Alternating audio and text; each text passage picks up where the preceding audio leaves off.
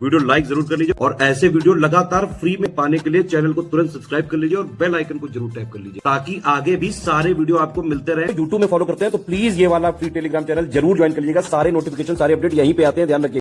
नमस्कार दोस्तों, स्वागत है आपका स्टडी फॉर एग्जाम्स में। दोस्तों, इस वीडियो में लोग 13 जून 2026 का टॉप 20 करंट अफेयर देखेंगे और यह वीडियो आपके आगामी exam UP triple lower PCS, SCRO, UP PCS सहित आगामी जितने भी आपके एग्जाम हैं उन सभी के लिए बहुत ज़्यादा महत्वपूर्ण है। तो आइए वीडियो शुरू करते हैं और देखते हैं आज का पहला प्रश्न। हम लोग आज का जो पहला प्रश्न है, जून 2026 में प्रधानमंत्री सुरक्षित मातृत्व अभियान के 10 वर्ष पूरे होने के उपलक्ष्य में कितने रुपए का स्मारक सिक्का जारी किया गया है? तो यह 75 रुपए का स्मारक सिक्का जो है जारी किया गया है प्रधानमंत्री सुरक्षित मातृत्व अभियान की 10 वर्ष पूरे होने के उपलक्ष्य में। और इस अभियान को जो है 9 जून 2016 में लॉन्च किया गया था और इसने अपने शुरुआत के जो है 10 वर्ष पूरे कर लिए हैं। तो इसी के उपलक्ष्य में 75 रुपए का स्मारक सिक्का जारी किया गया है और साथ में 5 रुपए का एक स्मारक डाक टिकट भी जारी किया गया है। तो इसका बी ऑप्शन सही है। बढ़ते अगले क्वेश्चन की तरफ।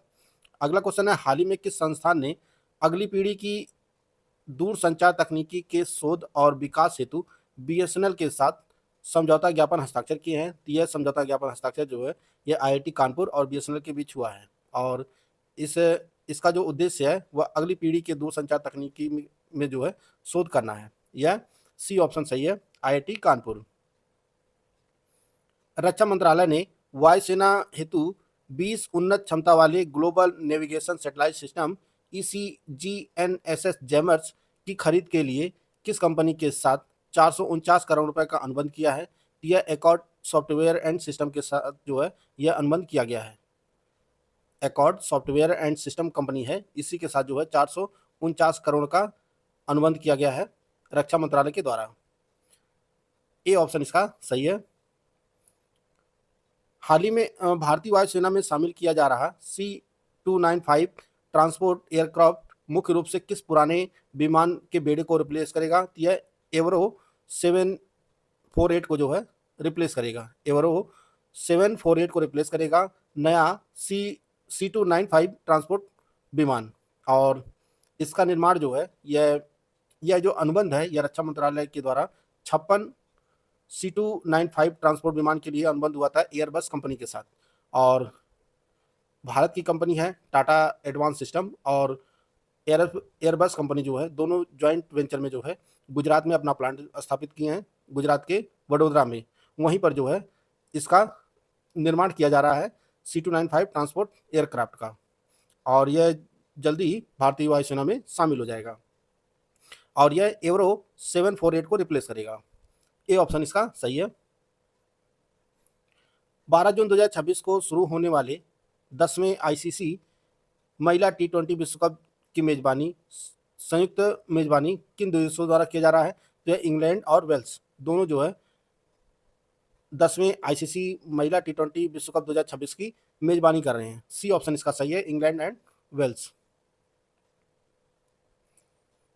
हाल ही में टाइम पत्रिका द्वारा जारी टाइम 100 स्पोर्ट्स 2026 की प्रथम सूची में किस भारतीय महिला क्रिकेटर को स्थान प्राप्त हुआ है? तो यह स्मृति मंधाना को प्राप्त हुआ है। हाल ही में टाइम पत्रिका ने अपनी पहली टाइम 100 स्पोर्ट्स 2026 की सूची जारी किया है और इसमें भारतीय जो क्रिकेटर हैं स्मृति मंधाना, इन्होंने जो है अपना स्थान जो है प्राप्त किया है। बी ऑप्शन इसका सही है, स्मृति मंधाना। 11 जून 2026 को भारत ने फिलीपींस शरणार्थियों के कल्याण और राहत कार्यों हेतु किस संयुक्त राष्ट्र एजेंसी को $2.5 मिलियन की मदद की घोषणा की है? तो यह जो भारत पैसा देगा वह UNRWA को देगा और इसका जो फुल फॉर्म है United nation relief and works agency for Palestine refugees in the near east. यह जो है UNRWA को जो है भारत $2.5 मिलियन का मदद प्रदान करेगा। डी ऑप्शन इसका सही है। हाल ही में तिलहन कृषकों हेतु शुरू की गई भारत की प्रथम देशव्यापी व्हाट्सएप आधारित AI परामर्श सेवा का नाम क्या है? तो इसका नाम है ऑयल सीड किसान मित्र।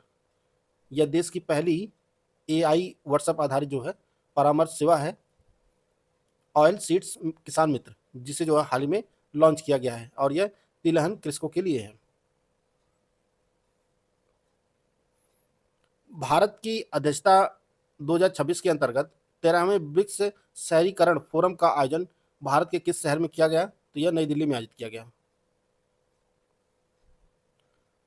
जून 2026 में जिनेवा में आयोजित 114वें अंतर्राष्ट्रीय श्रम अधिवेशन के पूर्ण सत्र में भारत का प्रतिनिधित्व किस मंत्री के द्वारा किया गया? तो यह शोभा करंदलाजे के द्वारा जो है भारत का प्रतिनिधित्व किया गया 114वें अंतर्राष्ट्रीय श्रम अधिवेशन के पूर्ण सत्र में, और इसका आयोजन जो है जून 2026 में जिनेवा में आयोजित किया गया।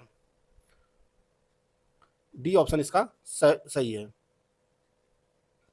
हाल ही में किस मंत्रालय द्वारा दिव्यांगजन विश्वकर्मा कारीगरों को सशक्त बनाने हेतु one station one product OSOP पहल के तहत विस्तार किया गया है? तो यह विस्तार जो है सूक्ष्म लघु एवं मध्यम उद्यम मंत्रालय MSME के द्वारा किया गया है। बी ऑप्शन इसका सही है। 9 जून 2026 को उत्तर प्रदेश सरकार द्वारा ग्रामीण क्षेत्रों में अंतिम छोर तक कनेक्टिविटी और डिजिटल शिक्षा सुनिश्चित करने हेतु किस नई पहल का शुरुआत किया गया है? तो यह प्रोजेक्ट गंगा लॉन्च किया गया है। जो प्रदेश के दूर दराज वाले क्षेत्र हैं, ग्रामीण क्षेत्र हैं, उनमें डिजिटल कनेक्टिविटी बढ़ाने के लिए उत्तर प्रदेश सरकार प्रोजेक्ट गंगा शुरू की है। हाल ही में खोजे गए 12 करोड़ वर्ष पुराने 4 पंख युक्त डायनासोर जियान चांग मायेंसिस का जीवाश्म किस देश में प्राप्त हुआ है? तो यह चीन में प्राप्त हुआ है। हाल ही में चीन में 12 करोड़ वर्ष पुराने 4 पंख वाले डायनासोर जो जियान चांग मायेंसिस, जिन्हें नाम दिया गया है, का जीवाश्म जो है प्राप्त हुआ है चीन में। बी ऑप्शन इसका सही है। हाल ही में मध्य प्रदेश के किस शहर में जल गंगा संवर्धन अभियान के अंतर्गत सदा नीरा समागम का आयोजन किया गया, जिससे अंतर्राष्ट्रीय सराहना प्राप्त हुई है? तो यह आयोजन जो है भोपाल में आयोजित किया गया था। राष्ट्रीय परिवार स्वास्थ्य सर्वेक्षण 6 NFHS 6 के अनुसार भारत के किस राज्य या केंद्र शासित प्रदेश में कुल प्रजनन दर सबसे कम 0.9 दर्ज की गई है? तो यह अंडमान और निकोबार द्वीप समूह में दर्ज की गई है। हाल ही में जो है NFHS 6 की रिपोर्ट जारी हुई है और इसमें जो है केंद्र शासित प्रदेश अंडमान निकोबार में जो प्रजनन दर है यह सबसे कम है, 0.9 है, दर्ज की गई है। तो इसका डी ऑप्शन सही है। दोस्तों, अगर आप यूपीटीपीएससी लोअर PCS मेंस 2026 की कंप्लीट तैयारी करना चाहते हैं तो स्टडी फॉर सिविल सर्विसेज का बैच लॉन्च किया गया है। यह बैच दोनों भाषाओं में उपलब्ध है। इसमें आपको लेटेस्ट ट्रेंड एंड पैटर्न के हिसाब से सिर्फ सिलेक्शन वाइज तैयारी कराई जाएगी। अगर आप lower PCS mains complete batch with doubt clearance वाला ग्रुप ज्वाइन करना चाहते हैं तो इसके लिए 2400 रुपये फीस रखी गई है। अगर आपने ये बैच ज्वाइन कर लिया है तो आपको कहीं से भी कुछ भी और पढ़ने की जरूरत नहीं है। जितना इसमें मटेरियल दिया जाएगा सिर्फ आपको उतना पढ़ना होगा। इस बैच में लोअर PCS मेंस के न्यू ऑफिशियल सिलेबस के दिए गए सभी टॉपिक पर जो है पूरा स्टडी मटेरियल प्रोवाइड किया जाएगा। आपको रिकॉर्डेड वीडियो के क्लासेस दिए जाएंगे और साथ में 30 टेस्ट सीरीज प्रोवाइड की जाएगी। 30 टेस्ट सीरीज प्रोवाइड की जाएगी जिसमें 20 टॉपिक वाइज होगी, 10 फुल लेंथ टेस्ट होंगे और ये बिल्कुल ऑफिशियल पेपर की तरह होगा। साथ में पेड क्विज में आपको ऐड किया जाएगा जिसमें 2000 कम से कम जो है क्वेश्चन की प्रैक्टिस कराई जाएगी। अगर आप केवल स्टडी मटेरियल वाला ग्रुप ज्वाइन करना चाहते हैं तो इसमें इसके लिए जो फीस रखी गई है वह 700 है, 700 रुपये फीस इसकी है। इसमें आपको सिर्फ स्टडी मटेरियल प्रोवाइड किया जाएगा। अगर आप टेस्ट सीरीज वाला बैच ज्वाइन करना चाहते हैं तो इसके लिए फीस 400 है और इसमें आपको 30 टेस्ट सीरीज प्रोवाइड की जाएगी, 20 टॉपिक वाइज और 10 फुल लेंथ टेस्ट दिए जाएंगे। केवल पेड क्विज ज्वाइन करना चाहते हैं इसके लिए फीस जो है वह 400 रुपये है और इसमें 2000 क्वेश्चन की जो है आपको प्रैक्टिस कराई जाएगी। इनमें से कोई भी ग्रुप आप ज्वाइन करना चाहते हैं तो हमारा जो ऑफिशियल नंबर है 8564880530 या 7523864455 या 9696066089 इस पर कॉल या व्हाट्सएप करके जानकारी प्राप्त कर सकते हैं। जून 2026 में केंद्र सरकार ने किन 2 पूर्वोत्तर राज्यों के साथ उनके सीमावर्ती क्षेत्रों में कच्चे तेल और प्राकृतिक गैस की संयुक्त खोज हेतु एक ऐतिहासिक त्रिपक्षीय समझौते पर हस्ताक्षर किया गया है? तो यह समझौता जो है असम और नागालैंड के बीच हुआ है। हाल ही में जो है केंद्रीय गृह मंत्री अमित शाह, पेट्रोलियम मंत्री हरदीप सिंह पुरी और असम के मुख्यमंत्री हिमंत बिस्वा शर्मा और नागालैंड के मुख्यमंत्री नेफ्यू रियो की उपस्थिति में जो है त्रिपक्षीय समझौता हुआ है। इसका ए ऑप्शन सही है, असम और नागालैंड। 11 जून 2026 को विदेश मंत्रालय द्वारा वरिष्ठ आईएफएस अधिकारी रुद्र गौरव श्रेष्ठ को किस देश में भारत का नया राजदूत नियुक्त किया गया है? यह तुर्की में नियुक्त हुए हैं भारत के राजदूत। 11 जून 2026 को केंद्र सरकार द्वारा किसे भारतीय रिजर्व बैंक के केंद्रीय बोर्ड में निदेशक के रूप में नामित किया गया है? तो यह संजय लोहिया को भारतीय रिजर्व बैंक के केंद्रीय बोर्ड में निदेशक के रूप में नियुक्त किया गया है 11 जून 2026 को केंद्र सरकार के द्वारा। डी ऑप्शन इसका सही है, संजय लोहिया। वैज्ञानिकों द्वारा हाल ही में ताजे पानी की नई मछली की प्रजाति इचाथ लाकेंडा इनकॉग्निटा की खोज भारत के किस टाइगर रिजर्व में खोजी गई है? तो यह पेरियार टाइगर रिजर्व जो केरल में स्थित है, यहीं पर जो है यह केरल की नई प्रजाति मछली की नई प्रजाति खोजी गई है। सी ऑप्शन इसका सही है।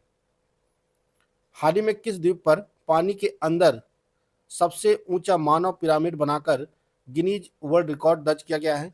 यह स्वराज द्वीप, अंडमान निकोबार में स्थित है स्वराज द्वीप, जिसे पहले हैवलॉक द्वीप के नाम से जाना जाता था। यहीं पर जो है पानी के अंदर गोताखोरों के द्वारा जो है सबसे ऊंचा मानव पिरामिड बनाकर जो है गिनीज वर्ल्ड रिकॉर्ड बनाया गया है। डी ऑप्शन इसका सही है। तो दोस्तों यह 13 जून 2026 का करंट अफेयर था जिसको हम लोग कवर कर लिए हैं। पिछले दिन के करंट अफेयर के एक बार हम लोग फटाफट रिवाइज कर लेते हैं।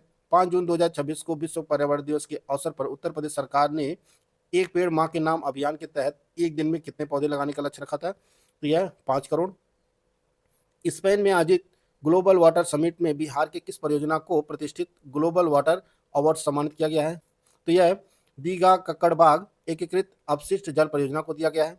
हाल ही में नासा द्वारा घोषित आर्टेमिस 3 मिशन के क्रू कमांडर किसे नियुक्त किया गया है? तो यह रैंडी ब्रेसनिक को नियुक्त किया गया है। जून 2026 में वैश्विक टेक कंपनी मेटा ने भारत में अपना पहला डेटा सेंटर स्थापित करने के लिए किस भारतीय समूह के साथ साझेदारी किया है? तो यह रिलायंस इंडस्ट्रीज के साथ साझेदारी हुई है।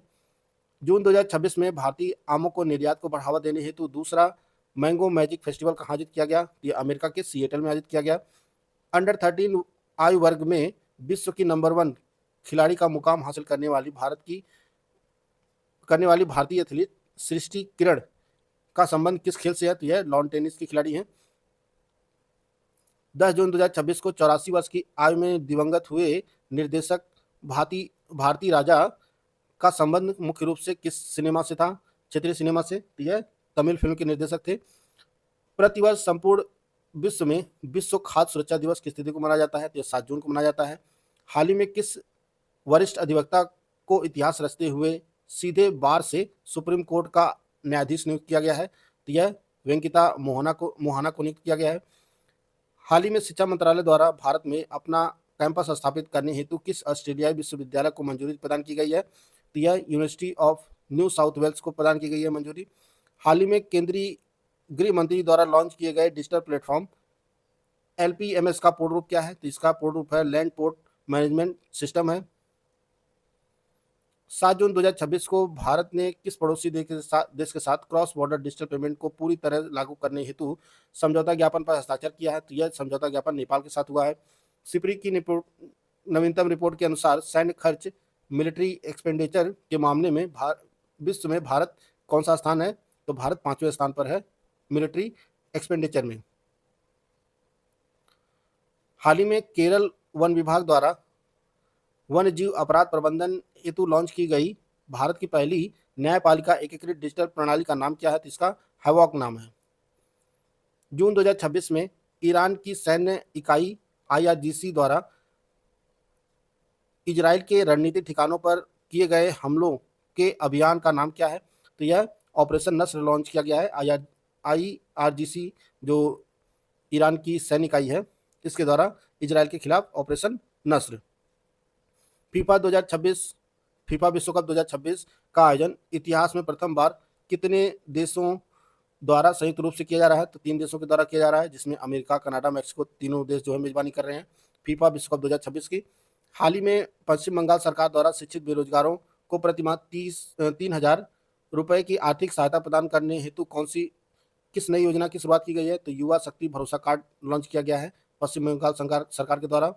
हाल ही में चीन द्वारा स्वीकृत दुनिया के पहले व्यावसायिक इनवेसिव ब्रेन इम्प्लांट का नाम क्या है? तो इसका नाम नियो है, न्यूरल इलेक्ट्रॉनिक ऑर्गेनाइजर।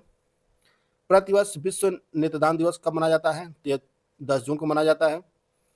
100 करोड़ रुपए की लागत से उत्तर प्रदेश के किस जिले में दुनिया का सबसे ऊंचा शिवलिंग और भव्य अर्बन पार्क स्थापित करने का निर्णय लिया गया है? तो यह पार्क जो है स्थापित किया जाएगा वाराणसी में।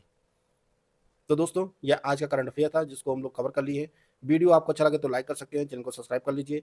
मिलते हैं नेक्स्ट वीडियो में, तब तक जय हिंद, जय भारत।